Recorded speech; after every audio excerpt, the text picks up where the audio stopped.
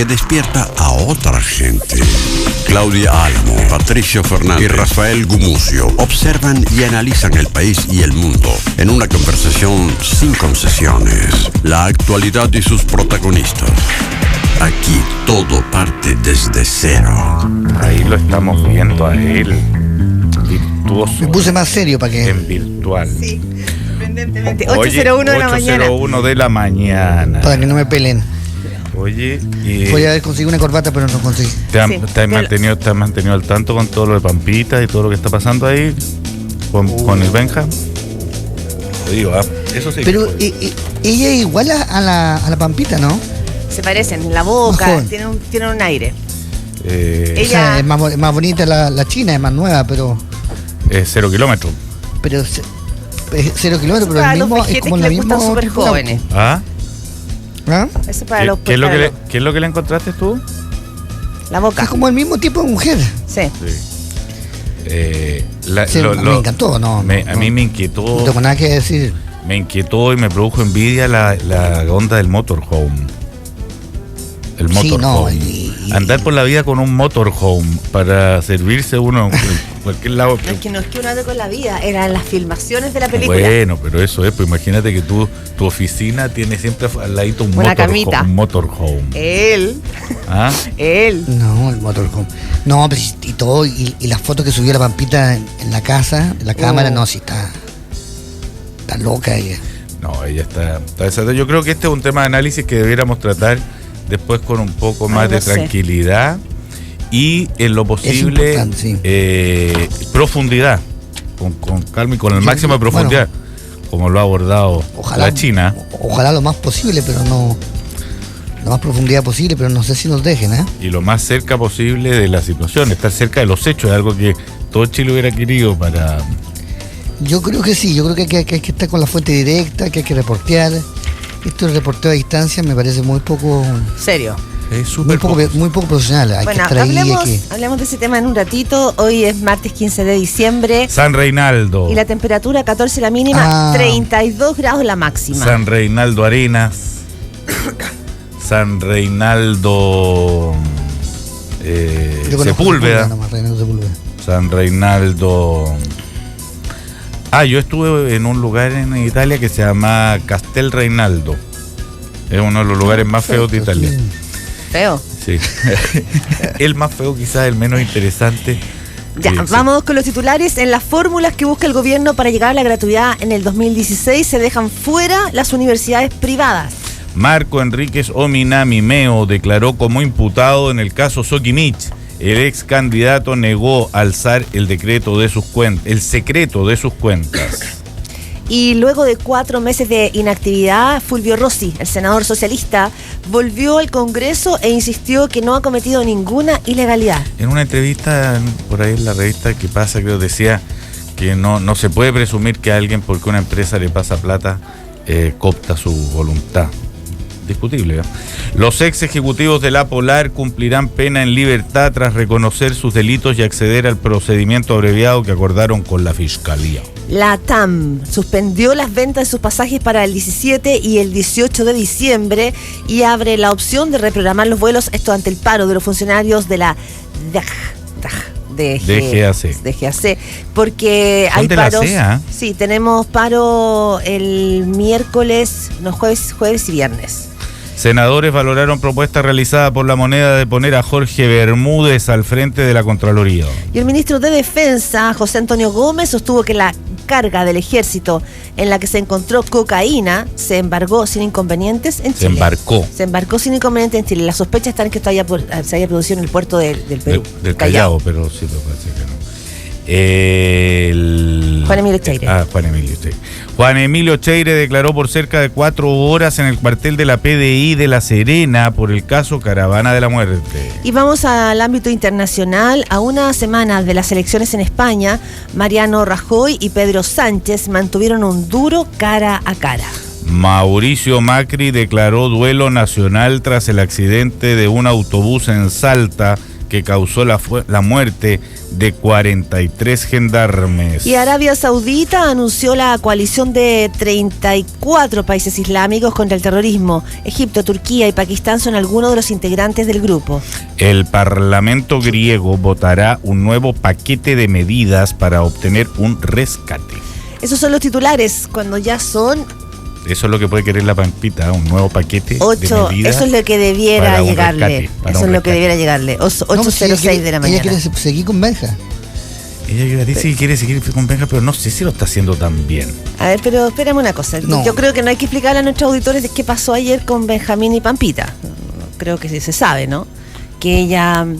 Pampita. Hay dos versiones, una por una parte la versión de Benjamín de que ellos ya estaban separados y la versión de ella de que estaban reintentándolo y que estaban juntos para mostrar esto, digamos, después del escándalo, que ya Pato nos va a contar lo del escándalo, el motorhome y todas esas cosas que... No, yo sé muy poco de eso, he escuchado, de hecho, estuve muy poco atento a la noticia, a través pero de Twitter, gente me alarmó. A través de Twitter, Pampita en la tarde mostró unos videos que son los videos tomados de las cámaras de su departamento, tanto en la habitación como algunas imágenes en la cocina, en que decía yo no miento, y quería decir que en el fondo con Benjamín la semana pasada han habido toqueteos. Se abrazaron, no tampoco, se abrazaron y había en el fondo como un reencuentro o una... No, pues había sexo, ¿no? ¿Ah? ¿Sexo explícito? Había como sexo, ¿no? No sé, yo no vi sexo, pero claro, abrazos, no sé, abrazos. Bueno, pero no es raro, si es una pareja que ya lleva bastante 10 tiempo, años juntos. 10 años juntos, de repente les puede venir un rebrote de pasión. No es tan raro.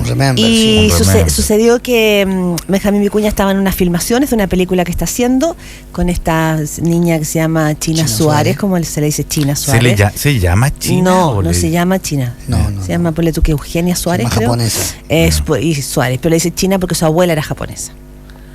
¿Ya? Entonces tiene rasgos un poco orientales. Y es bonita, ¿eh? Bien bonita. Y María Eugenia Suárez. Y están filmando una película, creo que se llama El Hilo Rojo, con Benjamín Vicuña, y Pampita dice que iba con unas amigas y pasó a saludar a Benjamín. Y en ese ir a saludar estaba la motorhome y que entró, y esto se sabe porque fue Pampita la que le mandó por Twitter a los periodistas de farándula importantes de la Argentina que se había encontrado con lo peor que se puede encontrar una mujer. Un motorhome. Sí. Es que si uno anda con un motorhome... Es que no es de él, es de la filmación de la película. Bueno, si te ponen al lado un motorhome, ¿Pero qué es lo peor que se puede encontrar una mujer? En un motorhome con tu... Lo peor que se puede encontrar una mujer es que... Un motorboy.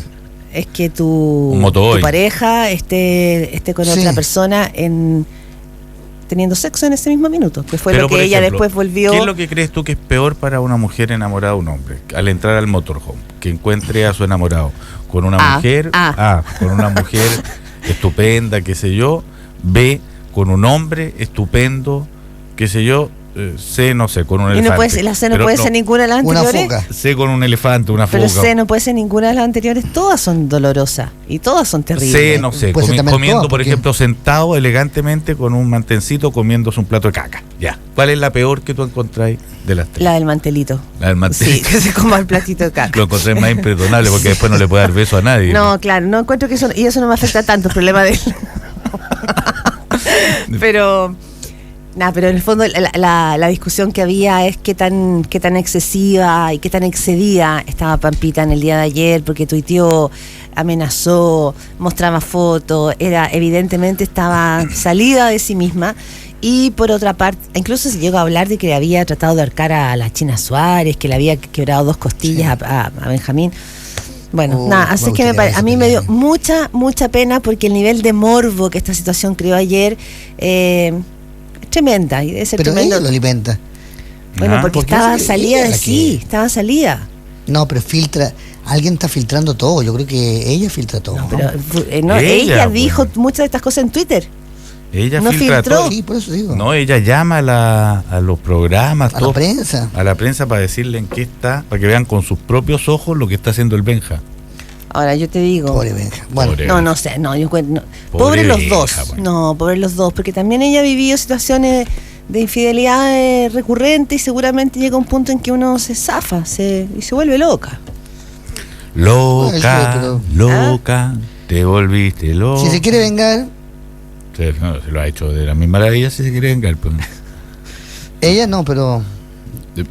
Que te vaya a ver en un motorhome. Pero ustedes le tienen pena a Benjamín. Mi teléfono es el 08. Bueno, continuemos. Vamos con otros títulos y temas del día de ayer. Uno de los titulares que tomó la jornada fue la declaración de Marco Enríquez Ominami ante la Fiscalía. ¿Qué dijo? Reafirmó su inocencia, dijo que había entregado en su declaración y que le había pedido a la Fiscalía que por favor fuera pública, que aquí él no tenía nada que ver. Reafirmó la legalidad de lo que había sucedido y que él no había cometido ninguna situación. Un poco en la misma línea de lo que planteó Fulvio Rossi también en el día de ayer. Pero ¿qué es esto que leímos que se negó a alzar el secreto de sus cuentas para que no vean la plata? ¿Eso es? Claro. A ver, Rafael, ¿nos puede comentar más de eso? No, se puede pedir, uno puede voluntariamente alzar el secreto de las cuentas, sí o no, tengo entendido, no sé, no estuve yo ahí. ¿Tú has alzado alguna vez el secreto de tus cuentas? Yo preferiría morir antes que me hicieran eso. Bueno, lo que sucedió es que, a ver, fundamentalmente Meo estuvo en un testimonio de más de 2 horas, dijo, he aportado documentos y he actuado de acuerdo a la ley. Eso fue lo que dijo a la salida de la Fiscalía, después, como les digo, después de más de 2 horas de declarar. Llegó súper, bueno, ayer la segunda salió así como Meo sale jugando, llegó muy seguro de sí mismo, eso, muy canchero. Había un par de gente que estaba como vitoreándolo, que eran del PRO. Pero es la primera vez que veo manifestantes tan disciplinados, porque la prensa les pedía declaraciones. ¿Ya? Y ellos decían que no, que ellos no iban a decir ni una palabra, que el único que hablaba era el candidato que estaba dentro, Marco Enríquez Ominami, que ellos no decían nada. Pero yo creo que ¿Menos cana o más cana que antes? Yo no lo vi. Yo lo vi más canoso. Vi más canoso. Un poco más, sí. Está bien. No, yo creo que también el otro dato... Se hizo como un corte, ¿o no? Sí, se hizo un corte, no sé si le quedó tan bien. Bueno, pero yo creo que la noticia... Está como Peña Nieto. ¿Parece Peña Nieto? No. ¿O encuentro? Peña Nieto es más flaco. Más simétrico. Tiene más pinta de torero. Sí. Tiene otra estructura corporal. ¿Tú encontrás que Marco es más piramidal? ¿Ah? Es que el otro es como de Televisa. ¿Y este de UCB? Este es más de Mega, sí. Más Mega. Está bien. Más chilillo, no sé. Sí, pues tienes razón. Bueno, pero a mí el tema, me quedé pensando en lo que hablaban ustedes ayer. ¿Qué cosa? Sobre Marco Enríquez, y claro. ¿Qué hablamos ayer? Siento que hay... ¿cómo se llama? De Pepe... ¿Cómo se llama? ¿No Pepe? Pepe Out. Pepe Out. Sí. Out Pepe, que digamos. La alegría Pepe. Y la felicidad que siente mucha gente de la nueva mayoría pensando en el final de Marco o que se acaba Marco, me resulta muy llamativo, y muy como psicológico, muy psiquiátrico, digamos. Pero si uno lee las noticias, Rafa, hay algo que sucede hoy día, por ejemplo, que yo creo que le resta peso a tu argumento.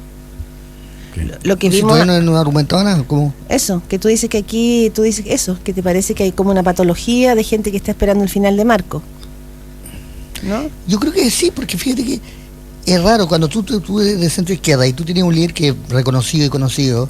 Si yo fuera de centro izquierda lo encontraría un activo, no un pasivo, digamos. Lo encontraría algo que yo debería de alguna forma defender o barrer para adentro.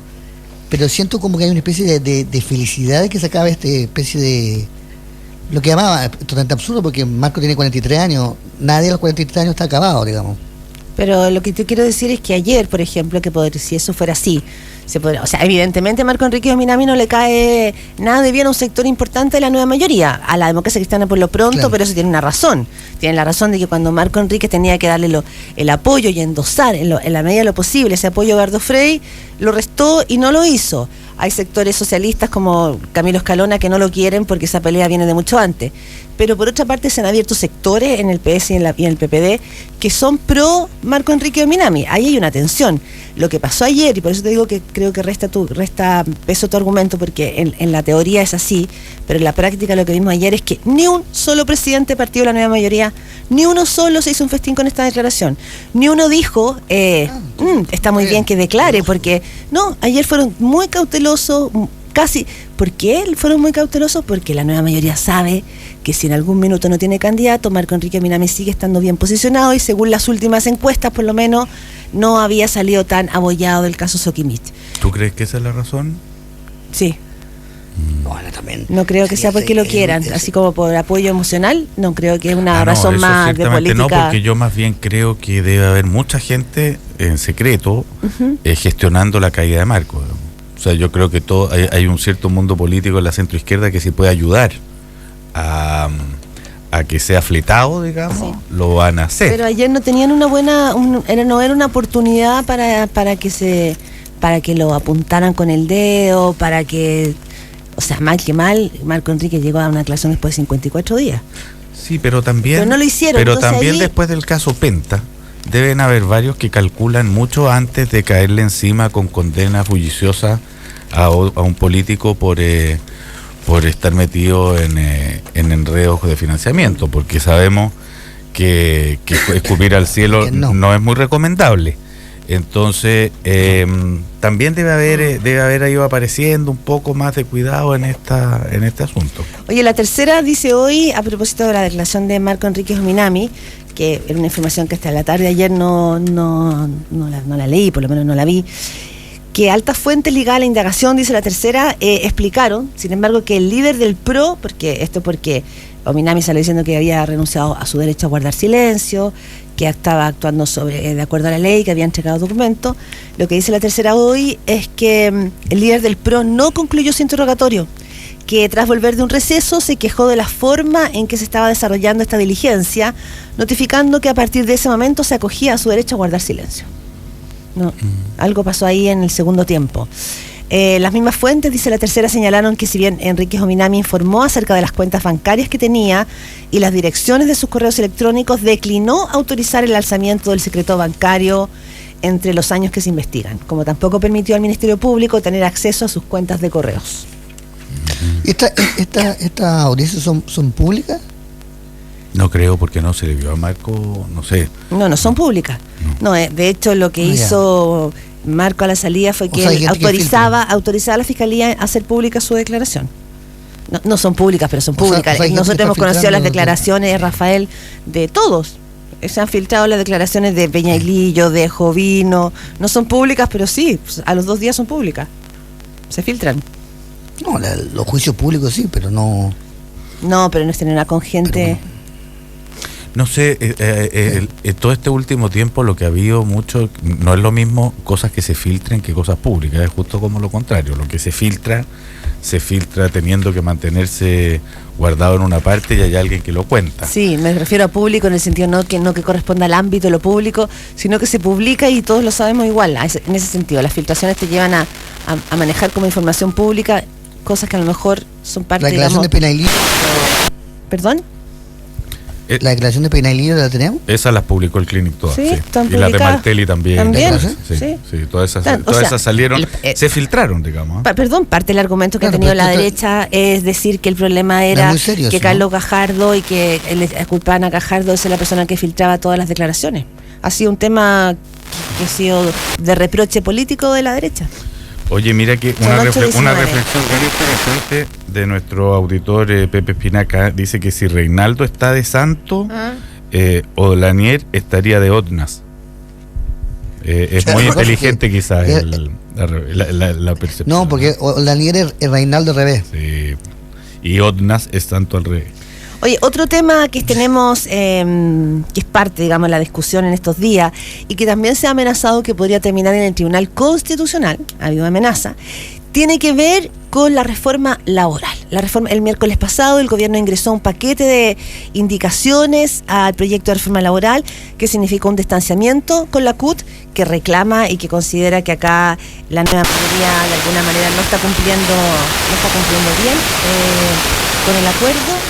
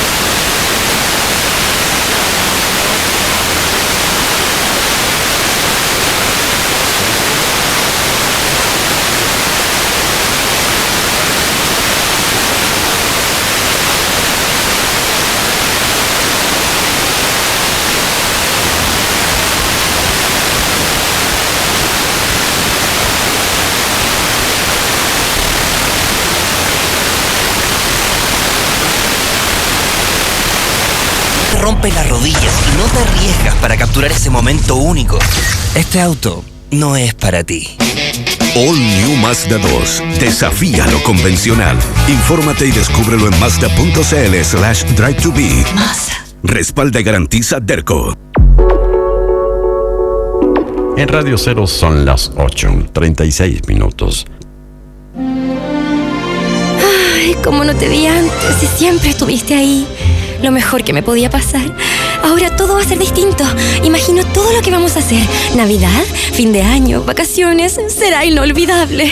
Porque no sabes lo que tienes hasta que lo usas. En diciembre, aprovecha hasta 12 cuotas sin interés, pagando con tus tarjetas de crédito Corbanca en todos los comercios de Chile. Corbanca, el banco oficial de la selección. Más información de esta promoción en www.corbanca.cl. En Radio Cero, desde cero.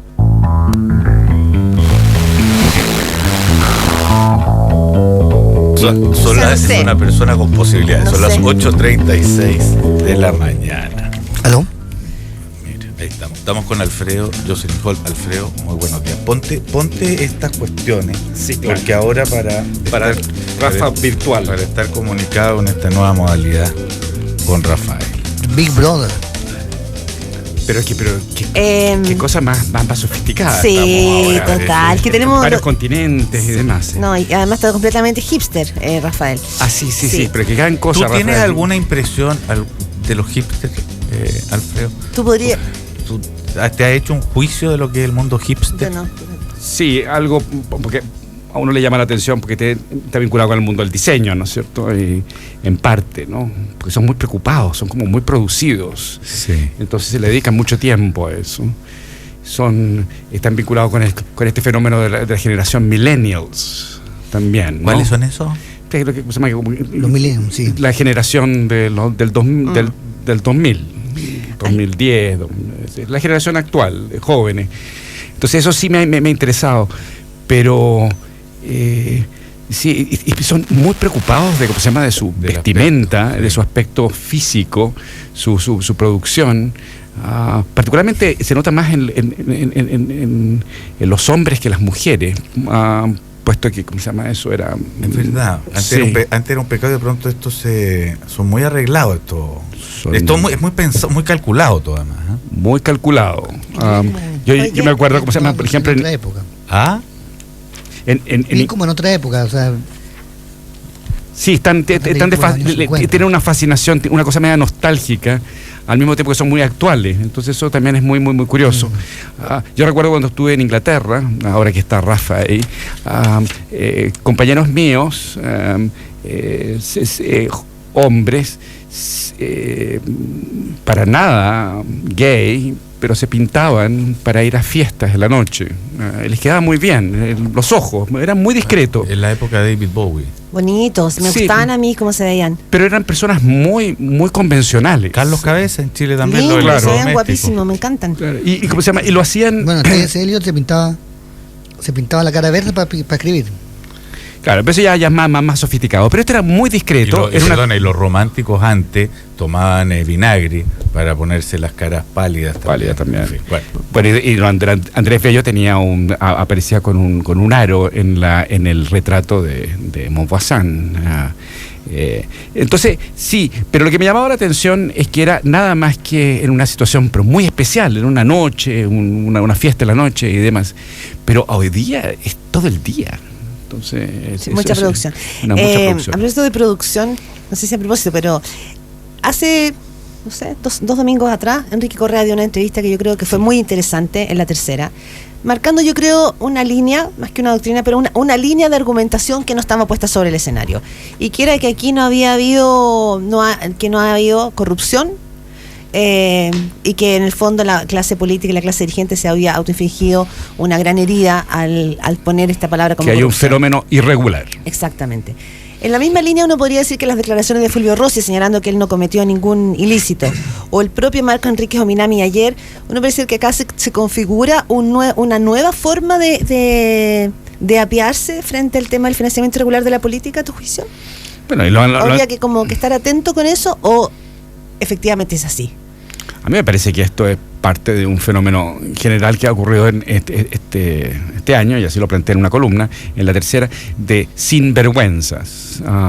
Y hay un intento también de tapar, de blanquear ciertas conductas que han causado resquemor y escándalo y alarma pública. Pero empieza a llamar la atención cuando, claro, se pautea de una determinada manera, y Correa ha cumplido esa función. Enrique Correa cumple esas funciones permanentemente. Entonces tiene esta capacidad, un lobby comunicacional. O sea, él está trabajando cuando da la entrevista, ¿no? Absolutamente. Claro. Pero entonces lo genera que sí eso. Verdad, está Peñalillo también, ¿no? También defiende, Enrique defiende a Rodrigo Peñalillo. Pero lo que sí tiene una particularidad, yo creo que, no sé si le da para sacarle la palabra corrupción, es que es una corrupción bastante más sistémica que individual, en el sentido de que esos que hacían esto no se enriquecían muy especialmente, ¿no? Así es. O sea, porque de que hay corrupción. Por eso que dice que no es corrupción. Y de que esto es grave, porque corrompe, digamos, las bases democráticas del sistema. Es que eso es central. Ese es el punto. Lo que pasa es que la corrupción puede ser visto como un delito tipificado y demás, y con ciertas limitaciones muy concretas. O dos, puede servir para explicar y describir una degeneración, una descomposición institucional. Entonces, ¿cómo estamos usando el término corrupción? Claro, porque Enrique Correa lo que hace es ponerlo bajo el concepto y bajo el paraguas de que no hay corrupción, porque aquí la mayoría de las personas que tienen boletas ideológicamente falsas, no hubo enriquecimiento ilícito. Y yo creo que si uno mira probablemente a los protagonistas cuestionados, verá que ninguno tiene casa en Miami, que sepamos, usa unos Rolex. Es cuestionable, ¿eh? Bueno, pero ese es el argumento, por eso el tema es interesante de discutir. ¿Por qué? Porque el sueldo parlamentario, que no es escaso, la fama, la figuración también cuenta, digamos, ¿no? Esto pensar que corromperse solamente tener una casa en Miami es como un concepto de la corrupción muy estrecho, me parece. Yo sé lo que creo que pasó acá. Yo creo que Rafa tiene razón, porque además solamente estamos hablando de esos flujos de plata, de dineros, pero que quién sabe cuántas otras platas hay de por medio. Yo creo que desde ya hay una corrupción que es muy grave en esto, que está en el título que agarró. Es decir, cómo la historia encuentra maneras, digamos, de ilustrar también de manera espontánea sus propios problemas. El nombre ideológicamente falso es muy preciso. Sí. O sea, en este mecanismo, en este proceso de corrupción política, es como decir, bueno, es que ya no se puede saber quién es quién ni para quién trabaja. Esa cuestión es muy nociva políticamente. O sea, a mí me costaría mucho que me convencieran de que da lo mismo que Soquimich y que Ponce Lerú le pague a cualquiera sus campañas. No da lo mismo, no da lo mismo, porque Ponce Lerú decidirá hasta dónde deja actuar libremente a ese al que le pagó, porque va a haber un minuto en que va a cobrar. Y además descarta otros candidatos que no tienen esos financiamientos. Que no tienen ese financiamiento. Pero el sistema estaba hecho y pensado legalmente, quitando la cosa ilegal, para que así fuese. O sea, los que hicieron esta cosa ilegal simplemente estaban yendo un poco más lejos en algo que ya estaba permitido. El hecho de que la empresa financie la política era algo que todo el mundo vivía como algo normal. O sea, claro, pero la cantidad lo que dice Rafa es que es sistémico. Claro, pero y se confirma por el hecho de que es tan transversal. Por supuesto, pero también... El argumento de Fulvio Rossi dice, yo no he cometido nada ilegal porque estaba en la ley que las empresas podían hacer donaciones. Eso está en la ley. Claro, y tú entonces no puedes prometer de que tú vienes a reformar y a transformar el sistema que no te gusta. Tú no puedes, por eso es que es tan grave que financia Ponce Lerú a la izquierda, porque en ese caso, entonces no te creo nada y eres lo mismo que el de derecha, porque el sistema lo permite. Entonces se acabó la conversación y estamos todos en el mismo baile. ¿Cómo entras? Es otra modalidad del consensualismo, o sea, pero con dineros de por medio y quién sabe cuáles son los términos del financiamiento, es decir, a cambio de qué. Eso todavía no lo sabemos. En el caso Alfredo Jocelyn, yo sé que tú le tienes mucho aprecio a Marco Enríquez Ominami. Marco Enríquez declaró ayer en la fiscalía, entiendo en la tercera dice hoy día que no hizo la declaración completa, pero él salió diciendo: yo he pedido que sea pública. Sí, se había reservado a silencio al final, según dice la tercera. Pero fue y dijo, ¿saben qué? No dijo que no se metieran a sus cuentas, pero quisieran pública toda su declaración. Hasta ahora, Marco Enrique Ominami no ha sido tocado por el tema de las boletas, en el caso de Soquimich. a diferencia de otros candidatos. ¿Cómo crees tú? ¿Qué hace que Marco Enrique mantenga, digamos, una distancia con este tema? ¿Será... ¿A qué te refieres con que no ha sido tocado? Porque en las encuestas. No solamente a nivel de opinión pública. Pero fue ayer a declarar porque hay boletas a su jefe de prensa, pero no, me refiero a las encuestas. Las encuestas, ¿cómo se llama? Además lo sitúan en una posición incluso más favorable, aunque ha tenido un bajón, pero más favorable que Lagos, por ejemplo. Hay un tema con su credibilidad y empatado con Piñera. Claro, hay un tema en su credibilidad que se mantiene, no sé si intacto, pero bastante sólido hasta ahora. Hay que ver qué dice la encuesta CEP a mediados de año, pero... Igual me parece que es preocupante. ¿Qué? Porque, bueno, en las encuestas ha tenido una baja. Eso no es menor. Sí. Dos, hay una... Pero no un desplome. No. Y también hay una tensión mediática. Y también hay una exigencia de que colabore y está muy bien que venga a declarar. ¿Ha hecho una buena estrategia comunicacional a tu juicio Marco Enrique Minami?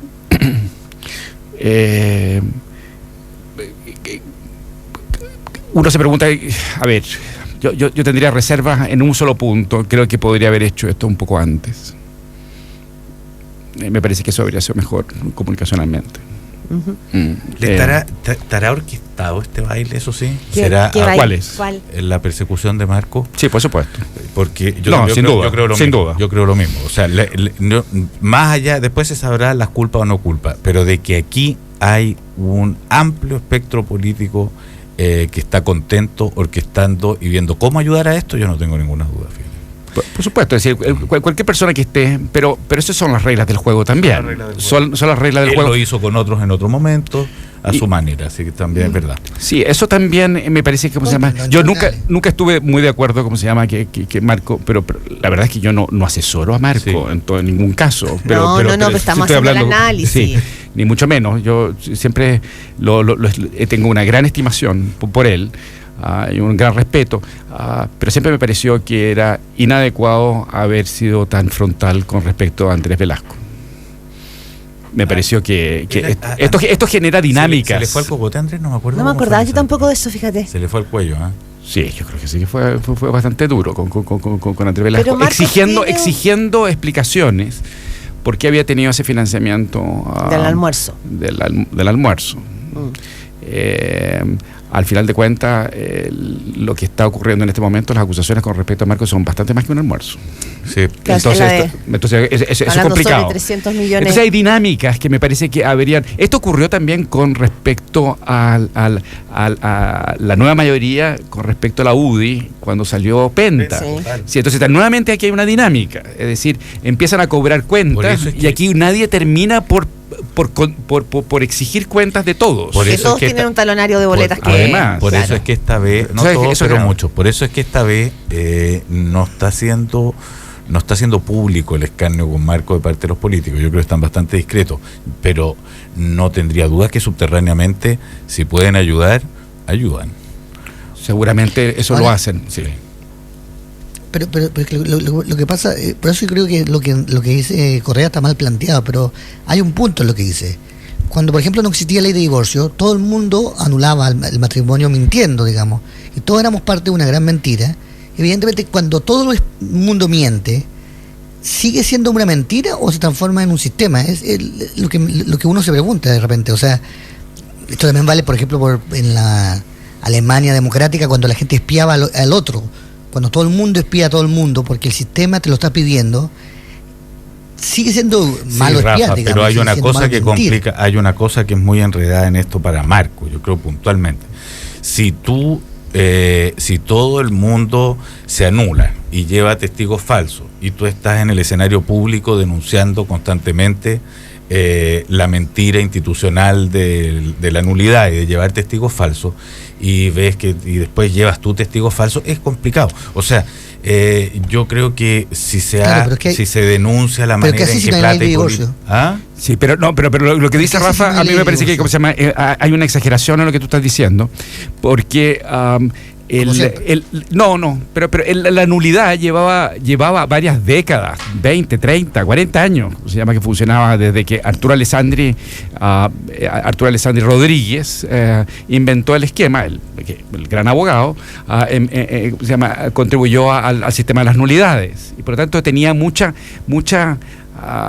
era muy conocido desde hacía mucho tiempo, mientras que esto puede que haya sido conocido en el ámbito político, pero no estalló públicamente hasta el año pasado y este año. Sí. Es muy reciente. Sí. Y todavía estamos, por lo tanto, choqueados. ¿Qué, Rafael? Porque estoy diciendo que cuando las reglas del juego son...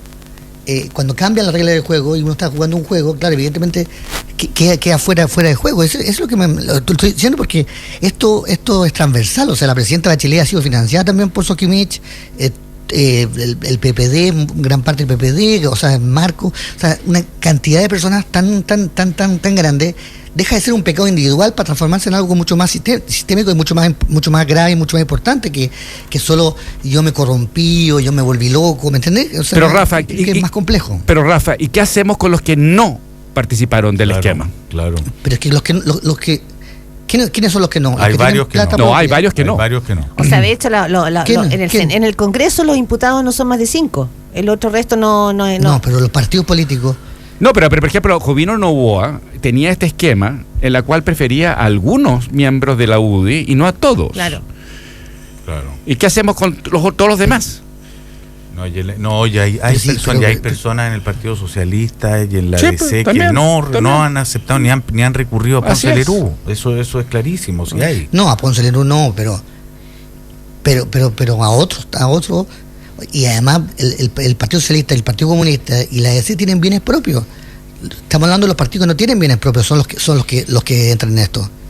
O sea, no seamos tan hipócritas, esto no es que... Pero es que, perdona... O sea, por supuesto a mí, fíjate, lo que me ha pasado con el tiempo con esto es que yo al comienzo, te diría que hasta la primera mitad del año tenía una postura más parecida, más tolerante, de manga más ancha, parecía lo que está diciendo Rafael. A medida que se me distancia el asunto, se me vuelve más grave. Pero a medida que se distancia, lo que ha pasado en Chile, creo que es justo lo contrario. Se ha ido diluyendo, y partió muy duro y se ha ido como diluyendo. Claro, pero a medida que se distancia, el panorama general se te ve más sucio, porque ya no es ir a acusar con el dedo a no sé qué o a no sé cuánto, sino que también empiezas tú a ver cómo se mueven los pensamientos, cómo se mueve la cultura, cómo se está moviendo el gran proceso político chileno, hasta dónde no está controlado, cooptado, en sus grandes posibilidades. O sea, no es que aquí ir a condenar a tal o cual por ladrón o no. Y en ese sentido, que un candidato como Marco entre en eso, es muy jodido para él. Es muy complicado. Es muy complicado para él. Mucho más que para otros. Porque es muy complicado porque él venía a denunciar un algo. O a plantearse como alternativa. Y puesto en la distancia, si tú lo metes, como el mismo Rafa está justificando ahora, en el mismo acuerdo, el mismo contubernio, bueno, hay algo que se echó a perder, que sencillamente ¿qué existía fuera pierde de el distingo. ¿Qué existía fuera de eso? Lo que existía fuera de eso es la exigencia de probidad, pues, Rafa. Eso es lo que siempre ha existido. Pero eso es imposible. No. Si el Partido Comunista tenía el ARSI, cada uno tenía su botín. Aquí pero imagínate que si establecemos como norma general la maldad, ¿qué tanto más malo podemos llegar a ser? Ese es el problema. Tú tienes que establecer cómo se llama. Sabemos que como se llama que la probidad es un ideal, pero ¿podemos exigirla o no? Esa es la pregunta. Y en este momento lo que se está haciendo es exigir la probidad. Claro. Sí, pero si el día de mañana se acaba... Y que para efectos de esto la probidad tiene un reto intelectual incluso, pero bueno, continúa. Sí, ¿qué decir, Rafa? Pero si el día de mañana se acaba el comunismo en Cuba, evidentemente la cantidad de personas que colaboraron con el comunismo, incluso siendo contraria a él, va a ser gigantesca. ¿Pero qué es lo que queréis decir? Porque ese sistema... ¿Pero qué quieres decir? Adelante, ladrones del mundo y sinvergüenzas del planeta.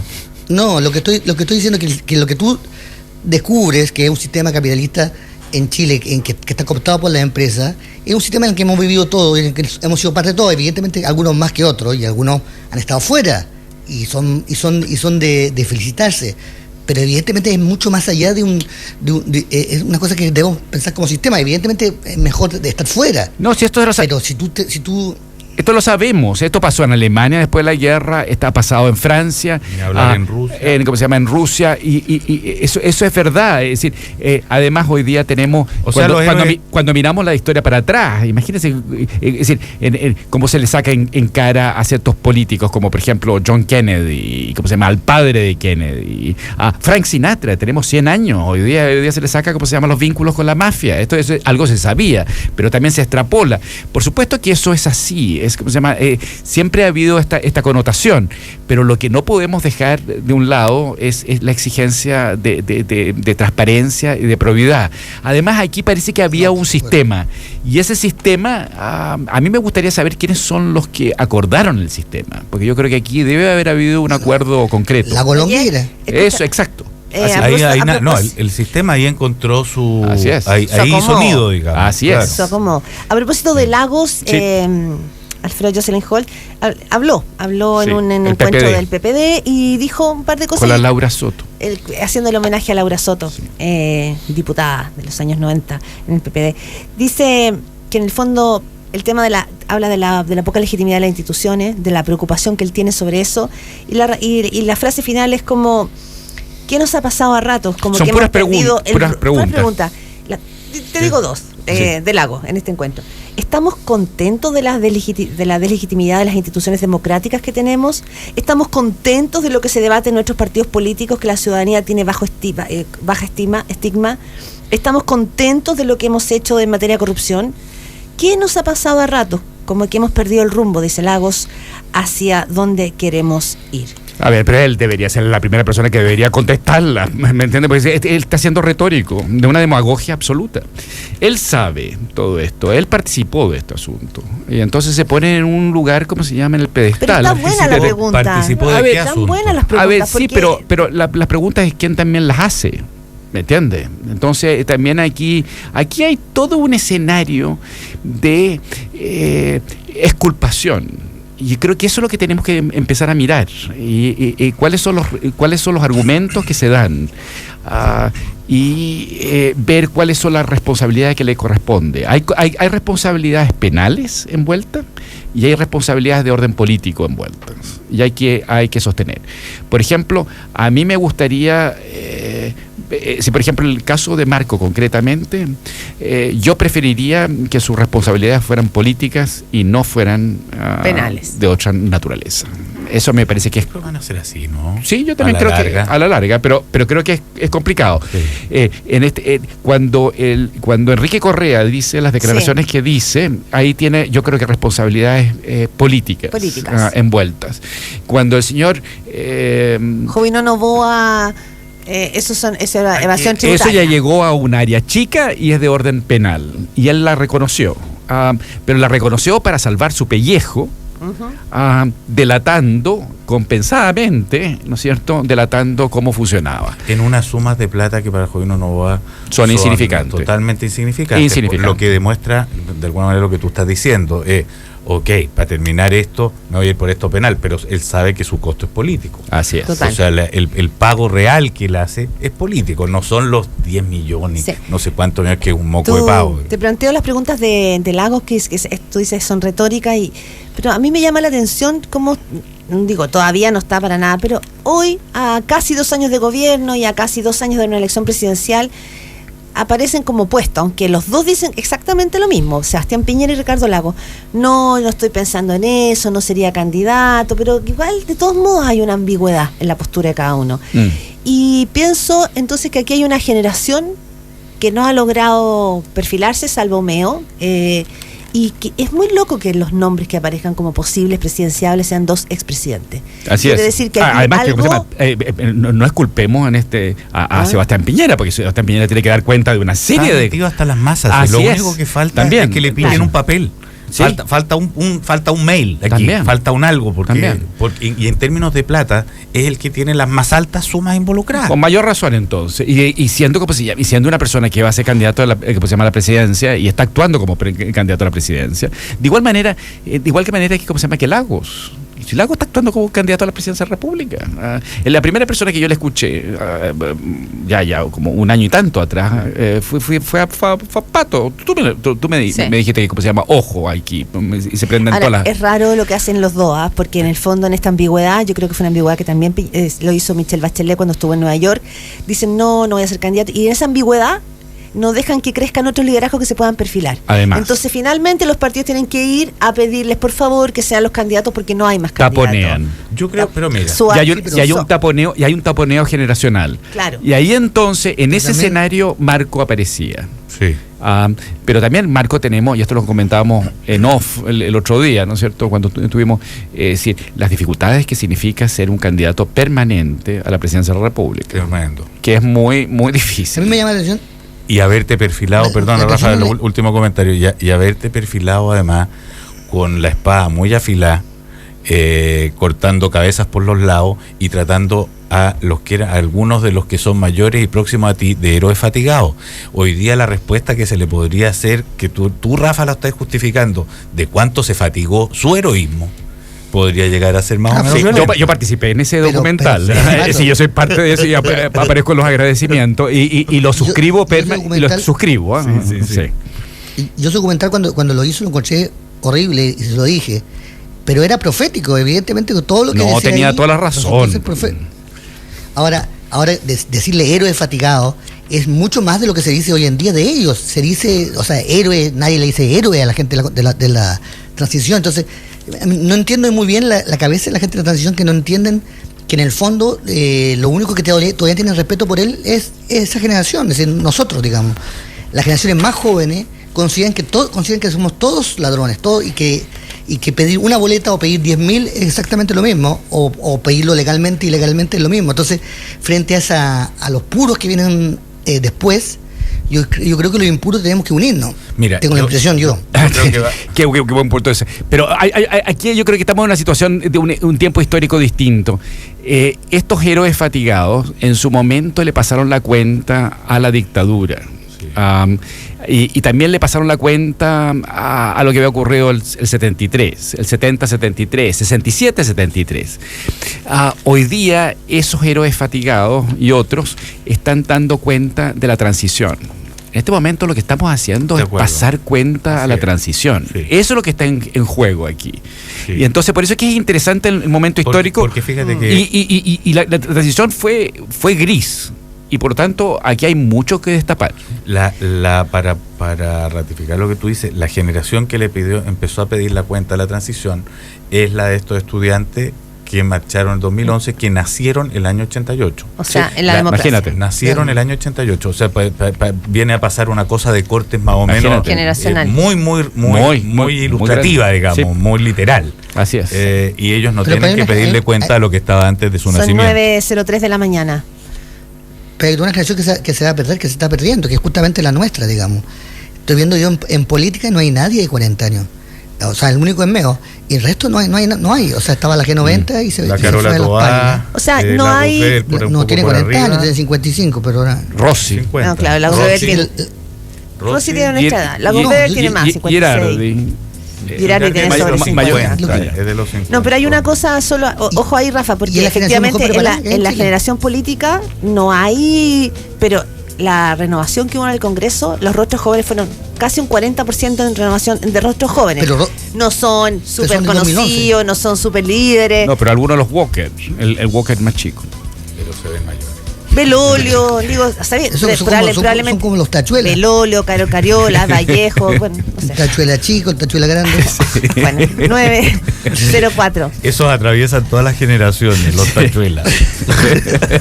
Tachuela chico.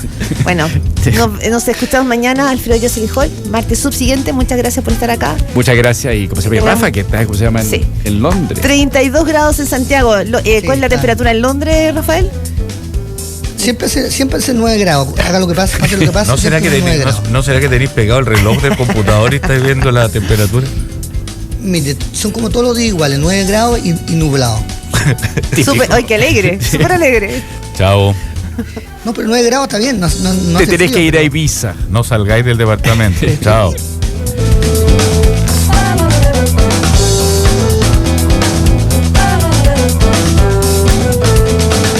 desde cero fue presentado por Corbanca, un banco que se mueve contigo. All New Mazda 2. Desafía lo convencional. En cero son las 9:06.